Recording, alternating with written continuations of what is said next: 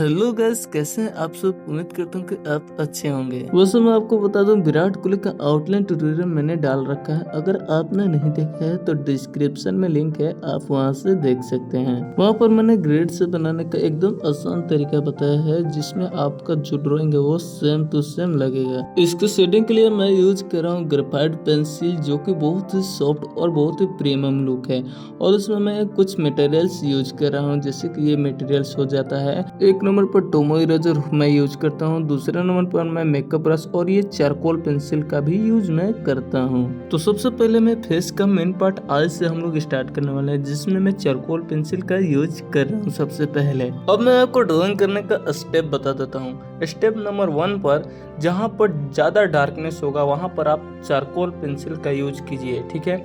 दूसरे नंबर पर जहाँ पर कम हाईलाइट्स है, मतलब कम डार्कनेस है, वहाँ पर आप ग्रेफाइट पेंसिल का, जिससे कि आप 8B या 6B या 5B जो भी यूज कर सकते हैं। उसके बाद जहाँ पर हाईलाइट्स एरिया होता है वहाँ पर HB का आप यूज कर सकते हैं। बस आपको वाइट नहीं छोड़ना है। अब मैं वीडियो में यूज कर रहा हूँ, जैसे जैसे आप भी यूज कर सकते हैं। देखिए मेरा जो ड्राइंग है वो कैसे रियलिस्टिक बनता जाएगा।